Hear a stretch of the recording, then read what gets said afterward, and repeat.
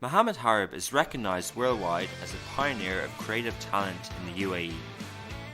Best known as the creator of popular animated series Freej, he also collaborated with Hollywood luminaries for the animated production of Khalid Gibran's The Prophet.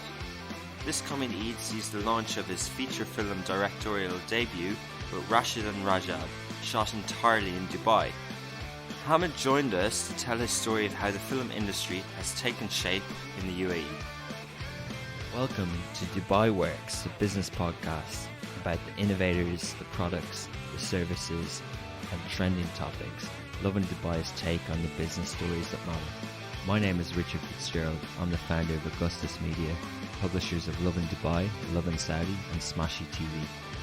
Each week, we'll be interviewing the dynamic business leaders of Dubai. Mohammad, welcome. Hello. Thanks for coming on the Dubai Works podcast. Thanks for having me, guys. So, you've got an amazing story, a very kind of creative, inspirational story. Where should we start? Well, let me start by introducing myself, to be honest with you, because I think many listeners and viewers might not be familiar with me or my work, because I do a lot of Arabic shows. Yeah. And my call to fame was an animated series called Freej. It was the number one viewed show in the UAE, in the history of the UAE actually. We did 5 seasons of that.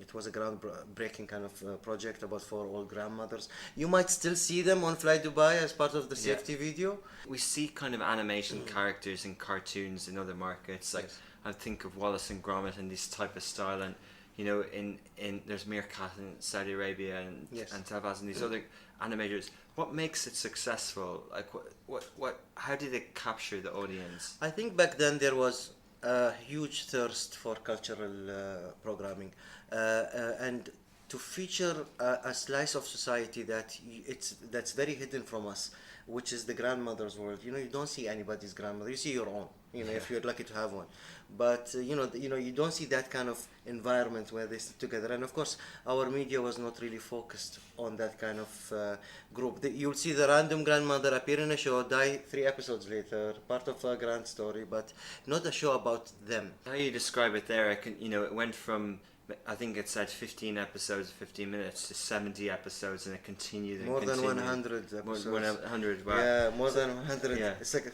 more.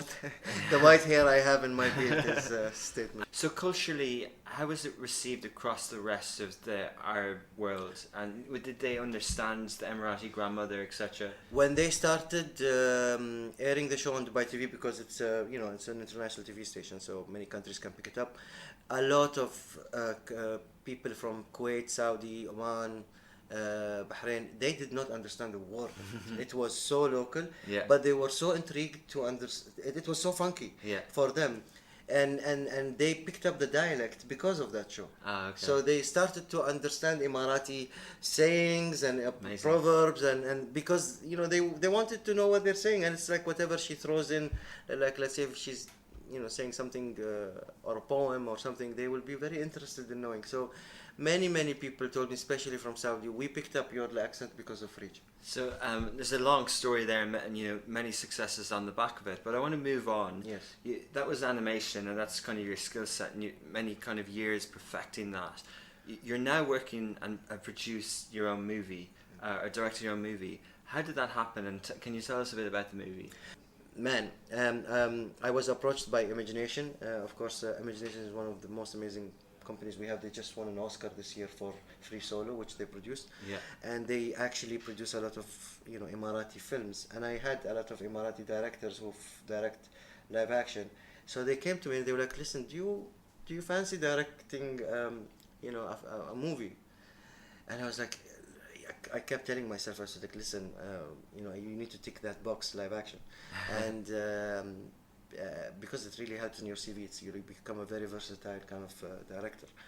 And then I was like, yeah, well, why not? If it's with you guys, and you guys seem to know what you're doing, and just I want you to know that I'm an animation director. I don't know this stuff around me. What is this? I have no idea. I know it emits light, but I don't know how to connect it. I don't know what it takes. It's like, don't worry about that. We'll take care of everything. And they gave me the script, which was an amazing script between it's a body switch, which I was like, thank God it's a comedy. And between an Emirati, kind of modern Emirati young entrepreneur and his family, and living in a modern, beautiful house, you know, but not in touch with his, let's say, daughter. And this Egyptian delivery guy, who, you know, who's very gullible and loves his family, lives in, you know, Karama, and, you know, he's you know, he has a similarly aged daughter, and but the dynamics of the families are very, very different. So It's called Rashid and Rajab. So Rashid is the local guy, and Rajab is the Egyptian guy. Okay. And did you learn over the course of producing it, and would you do another one? Would you direct another movie? For the time being, no. I'm in therapy. Actually, I'm in therapy land. Yeah. And the movie's out. When's it? So the movie's coming out in Eid. So that's almost in June 6th. So over a month away. Yeah, over a month away, and we will be having a premiere on the 21st of May. That's a Ramadan red carpet for us. And there's lots of interesting characters and personalities in the movie. Man, the good thing is that this film is bursting with characters that are fun, funny, and interesting. The way we've directed it, and thank God they gave me the reins to do something a little bit more. I'm a cartoony guy, so it's a more of a cartoony kind of setup of a film. So I'm happy for that. Do you see young people coming to you and pitching ideas, and is there a lot of talent and creativity here? I did one show once whereby there is this guy who studied in the States, and he is an illustrator, and I was in love with his characters. And then the project came along whereby a show was asked. You know, I had to deliver a show. And I remember this guy, he was like 19 or 20. And the entity who wanted to create that show wanted to buy out the characters full on. Like, if I'm going to direct the show, they want to buy the rights for that character or these characters. After a while, with negotiations, this guy got paid 1 million dirhams. 1 million dirhams for sketching a character that he loved, and he was in the States studying. But you keep an eye on them, you know, and you go like. So I asked him, "What do you?" He was like, "I bought a car. I did this," and I think that's a natural extension of, you know, you kind of identify talent, and you went through a very harsh kind of journey to make it, and it's now much easier for people to make it. I was just down at the Sketch Art Cafe. They have a new studio there. And that's my cousin's. And it seems we're like a talent mafia there. But it's amazing because you can see the talent emerging from a cup, and then it more gets displayed, so you can see that kind of community growing. Yes. And talent being discovered. And there is more to be honest with you. There's more courage. People are more, you know, like courageous, and like they have the confidence and to kind of express themselves more and to have a voice. We have a lot of like art weeks and art exhibitions and film festivals and all of that, and so people like to have their own voice now with social media as well. You know, everybody's a broadcaster and everybody is a channel and everybody's a journalist. Yeah, so things can go viral and you can have your own brand online as well. Of course, yeah. Talking about the kind of Dubai film community and the festival and the initiatives, what do you think is needed, or what do you think is coming down the line? Are we going to see more international sets here? Is there going to be more locally produced things?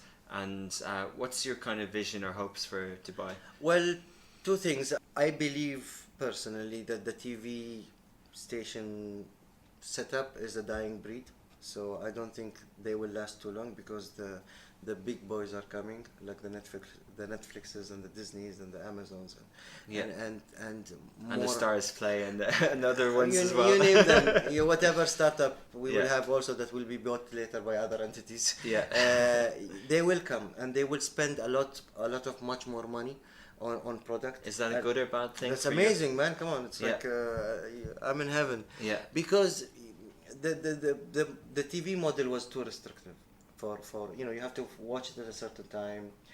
They control the advertising, so they control you. So whereby the other entities are actually platforms fighting against each other to dominate a new kind of landscape. So they will come forward and they will push, and at least for the next 10 years, I think we will be in the, if you're in that side of business, you'll be in a good place. Plus, we have the expo coming up, and there's a lot of production programming work that is going on there. Amazing. So Yeah. so if you are in media for the next, I think, 3-5 years, you're in a good place. It's a good place to Yes. be. That's a brilliant note to end it on. Thanks a lot, Mohammad, for coming in. Really appreciate it. Nice chatting to you, and good luck with the movie. Thanks, man. Cheers. Thanks.